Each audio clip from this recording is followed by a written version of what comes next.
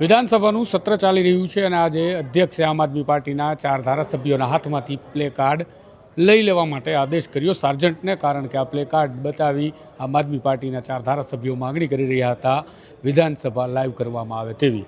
આ દરમિયાન અધ્યક્ષે ટકોર કરતાં કહ્યું કે તમારે કોંગ્રેસ પાસેથી શીખવું જોઈએ કે કેવી રીતે વિરોધ પ્રદર્શન અને કાર્યવાહી સદનની ચાલતી હોય છે। પહેલાં વિધાનસભાના કાયદા અને નિયમો વાંચો, પછી વાત કરો। વિગતે વાત કરીએ ગુજરાત વિધાનસભામાં આમ આદમી પાર્ટીના ધારાસભ્યો સાથે શું થયું તેના વિશે। નમસ્કાર, હું છું આપની સાથે તુષાર વસિયા। આપ જોઈ રહ્યા છો સોમાન। ગુજરાત વિધાનસભાના સત્રમાં ગૃહની અંદર આમ આદમી પાર્ટીના 4 ધારાસભ્યો ગોપાલ ઇટાલિયા, હેમંત ખવા અને તેમની સાથે ચૈતર વસાવા સહિતના ધારાસભ્યોએ હાથમાં પ્લે કાર્ડ બતાવી ગુજરાત વિધાનસભા લાઈવ કરવામાં આવે તે પ્રકારની માગણી ઉઠાવી હતી। આ પ્રદર્શન સમયે ગુજરાત વિધાનસભાના અધ્યક્ષ શંકર ચૌધરી દ્વારા આ નેતાઓને ટકોર કરવામાં આવી કે તમે પહેલાં કાયદા અને નિયમો જાણો, પછી વાત કરો, આ પ્લે કાર્ડ નીચે મૂકી દો અને બેસી જાઓ। પરંતુ હંગામો ચાલુ રહ્યો। બાદમાં બહાર આવી તુરંત આ મામલે વિધાનસભામાં મીડિયા સમક્ષ આવેલા હેમંત ખવાએ શું કહ્યું એ સાંભળો।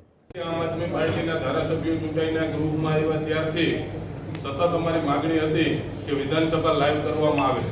આના માટે થઈ અને અનેક વખત અધ્યક્ષશ્રીને પત્રો લખ્યા, માનનીય મુખ્યમંત્રીશ્રીને પણ આ અંગે ધ્યાન દોર્યું, છતાં પણ માત્ર ભાજપ અને કોંગ્રેસની મિલીજુલી સરકાર જે પ્રજાહિતના કામો કરવાના બદલે ભાગ બટાઈ કરતી હોય એ રીતે કામ કરી રહી છે, એ ગુજરાતની જનતા સમક્ષ ખુલ્લું ના પડે એના માટે થઈ અને કોંગ્રેસે પણ ક્યારે પણ વિધાનસભા લાઈવ કરવાની માંગ પાછલા 20 વર્ષોમાં ઉઠાવી નથી। ત્યારે આમ આદમી પાર્ટી મજબૂતાઈથી ગુજરાતની વિધાનસભા લાઈવ થાય એની માંગ આજે ગૃહની અંદર પણ અમે બેનરો બતાવીને રાખી।